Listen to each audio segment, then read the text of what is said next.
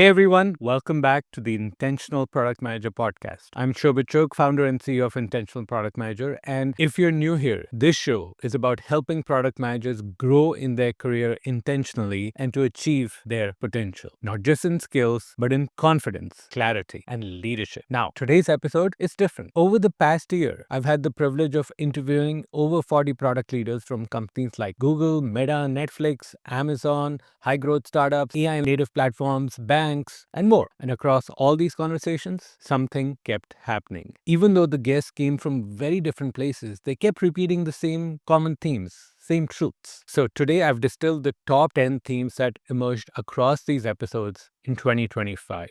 These are the insights, beliefs, and mindset shifts that the best product managers all seem to carry, whether they say it directly or show it through how they lead. And I want to share those themes with you so that you can learn from them. If you're trying to get hired, get promoted, make the leap to leadership, or just grow more intentionally in your career, this episode is for you. So let's get into it. Theme 1. Let's start with the most repeated lesson. Product managers aren't hired to ship features. They are hired to drive outcomes.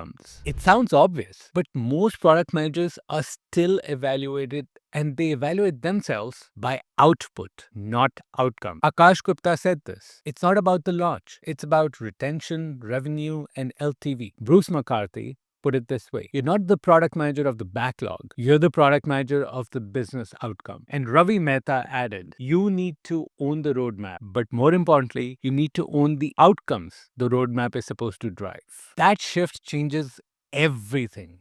Because once you adopt that mindset, that owner mindset, you start asking different questions. Questions like, what metric are we trying to move? Why does it matter to the business? What happens if we're wrong? You stop optimizing for completion, you start optimizing for impact. And just as importantly, you make sure your engineering team understands the impact and they get driven by the impact. Now, that was the first theme. The next theme is one that most product managers underestimate. Storytelling is your most underrated superpower. Sachin Kotwani told me that storytelling helped him land his role at Google. Will Lowry, former director of product at Indeed and coach at Intentional Product Manager, shared that the strongest candidates aren't always the most experienced. They just had the clearest narrative about their impact. Akash Gupta said, I was doing 90% of the work already. The 10% that changed everything was clarifying my story. You're not just getting judged on what you did. You're getting judged on how well you frame what you did in interviews, in calibration, in promotion documents. So if you've done good work, but you're being overlooked, it might not be a skills problem. It might be a story problem. Let's talk about theme number 3. Senior product managers are hired for clarity, not just execution. Execution gets you promoted to, let's say, mid-level, but clarity is what earns trust at the leadership level. Shahid Hussain from Google put it perfectly. He said, as a product manager, your superpower isn't about having the answer. It's about being able to bring clarity when incentives conflict. Teams are pulling in different directions. That's what product leadership looks like. You are not paid to know everything. You're paid to make sense of the chaos and help others move forward. Saurabh Sharma, product leader from Meta, said, clarity is the currency of leadership. When you walk into chaos and synthesize what matters, that's when people start to trust your judgment. I love that. Clarity is a multiplier. When a product manager can cut through noise, align teams, and simplify decision making, that's when things move. When they can't, everything stalls. So, if you're operating at mid-level right now and wondering how to make the leap, ask yourself, can I create clarity in ambiguous situations? Do stakeholders come to me when things get messy? Am I known for simplifying complexity? Because in 2026, that's the difference between being part of the process and leading it. Theme number 4 was all about transitioning into product management. A lot of guests got their first product management roles through internal transfers, not external job searches. Aniket Vaidya at Google, Karan Gupta at Meta, and several others. They didn't have to fight the resume stack. They built relationships, added value, and positioned themselves inside the company. So if you're trying to land your first product management role, first look inside in the company before you look out. Use your existing credibility and context. That's your leverage. Theme number 5 was all about tactical mindset shift. Great product managers obsess over the problem, not just the solution. Kanad Das from Google and now an entrepreneur said, talk to 10 customers a week. That's your edge. Lauren Myton, also from Google, added that your metrics lie if they're not grounded in real user behavior. It's easy to fall in love with the solution, but the best product managers keep returning to the problem, keep returning to the customer. That's where the insight lives. That's what lasts. And if you want to stand out, be the person who understands the customer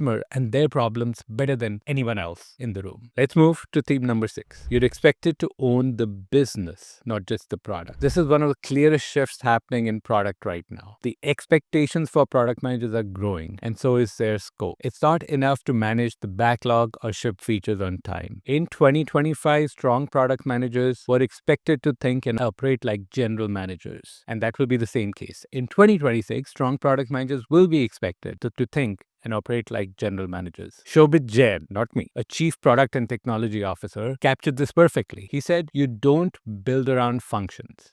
You build around outcomes. That means you don't just think about product market fit. You think about monetization, go-to-market, growth levers, customer success, and even pricing and packaging. You become a business thinker, not just a product thinker. Ram Sangireddy reinforced this on his episode. He said, look, when I coach product managers now, I tell them, act like the CEO of your domain. Don't just ask what to build. Ask what's going to move the needle. It's that mindset. Ownership over outcomes, not activities, that separates the average from the excellent. Here's another great perspective from Mahesh Yadav. He said that he's always been taught that product managers are accountable for the full customer experience, not just the part that lives in the product. That includes how users discover the product, how they adopt it, how they perceive its value, and how long they stay. That business thinking. And finally, Deepak Tiwari, who often led pricing strategy as part of his roles, he said most product managers just don't realize how deeply pricing shapes product experience. If you want to lead, you need to understand revenue models, not just features. So what does this mean for you? Well, if you're a product manager today and you want to get promoted or make the jump to group PM or director, you have to ask yourself, do I know how this product makes money? What does it cost to support? What would I do differently if I was running the full P&L? You may not have the title yet, but when you start thinking like a business owner, people start treating you as one. Theme number 7 is going to be a surprise. AI.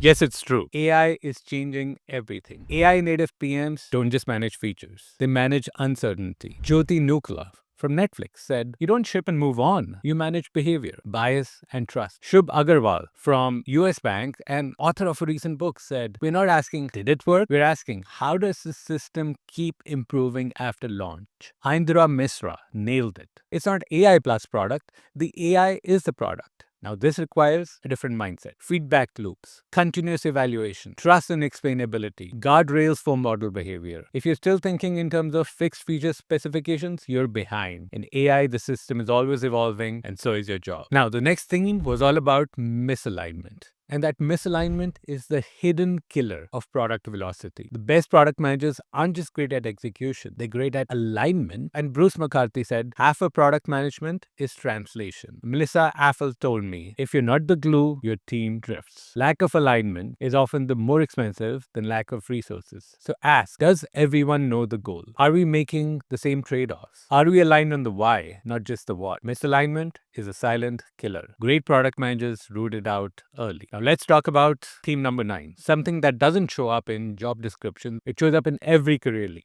It's the thing that I'm most passionate about. Mindset is the multiplier for every tactic. For those of you who don't like the word mindset, your performance psychology is the multiplier for every tactic. When I asked guests how they broke into product management, got promoted, led transformations, they didn't just talk about frameworks and how they answered questions and resumes. They talked about how they saw themselves, what they believed was possible, and how that changed everything else. Shishir Nirula put it beautifully. He said, once I believed I belonged, I showed up differently and everything changed. That really resonated because it's easy to think about success in terms of hard skills, A/B testing, AI, roadmap, metrics. But again and again, guests said it wasn't a new tactic that changed things. It was a new mindset mindset and new psychology. Take Rahul Nath, for example. He said, I didn't get better at interviews. I got better at owning my value. Rahul is now a chief product officer. Before that shift, he was shrinking in rooms he should have been leading. Once he changed how he saw himself, others started seeing him differently too. Satyajit Salgar at Google added this: product managers grow fastest when they think in bets, not fears. When you're afraid of being wrong, you optimize for safety. But when you think like a founder, placing bets, learning fast, and adjusting, you grow faster. And then there's something from Sarah Ramsey Witt, one of the top mindset coaches I know. She said so many strong candidates talk themselves out of roles because even though they're qualified, not because of a lack of skill, but because of how they frame their story and how they think about themselves. That's mindset, that's internal narrative. So what does it mean for you? If you're not getting the results you want, ask yourself, do you actually believe that you belong at the next level? Are you positioning yourself to win or trying to play it safe? What assumptions are you making about what's possible for yourself? Because tactics matter, strategy matters, but mindset is the foundation. Without it, everything else cracks under the slight amount of pressure. Now let's close with a powerful one. Execution is the baseline. Strategic thinking is what gets you to the next level. This was one of the clearest patterns from senior guests. Look, most product managers can ship, move fast, but what sets apart people in 2025 to 2026 is who can think long term, who can make hard trade-offs, who can connect product strategy to business strategy. Jennifer Moore, former director of product, said this: execution is it's a starting point, but not the differentiator. Strategy is what gets remembered. That distinction matters because many PMs get stuck optimizing tasks, but leaders are looking for people who can frame opportunity. Ram Sangireddy shared something similar. He said, a strong to mid-level product manager will keep the trains running, but a senior product manager will ask whether the train should be running at all and is it going in the right direction or not. That's the shift. It's not about just what's being built, it's about why it's being built and whether it even makes sense to build it at all. Akash Gupta put it this way: you're not the roadmap robot, you're a product strategist. If you don't challenge the plan, you're just project managing it. Let that land. Because many product managers confuse business with leverage. Shipping 5 things that don't matter is still failure. In fact, it's a bigger failure than if you just didn't ship. Alex Klein, product management recruiter, added, the top 10% of product managers I place aren't the fastest executors. They're the ones who show me they understand trade-offs at the business level. That's an insight worth listening. So if you're trying to level up right now, ask, can I explain why this initiative matters in the broader strategy? Have I pushed back on work that didn't align with our goals? Am I just executing or am I shaping the plan? It's 2026, it's not enough to be reliable. You need to be strategic, and that's how you go from a product manager to a true product leader, whether you run teams of PMs or not. So there you go. 10 hard-earned themes from 40-plus episodes of the Intentional Product Manager podcast, all in 2025. Let's recap. Drive business results. Tell better stories. Create clarity. Use internal pivots if you're transitioning into product management. Obsess over the problem, not the solution. Think like a business owner. Become AI fluent and learn how to adapt to the world of AI. Align early. Shift your mindset. That's the foundation. And bring strategic thinking to everything you touch. If this episode landed with you, send it to one more product management friend. Hey, share it with the community. And if you want help putting these into practice, reach out to me on LinkedIn or visit intentionalproductmanager.com so that we can help you get to the next level in your career. Thank you for being here in 2025 and look forward to seeing you in 2026.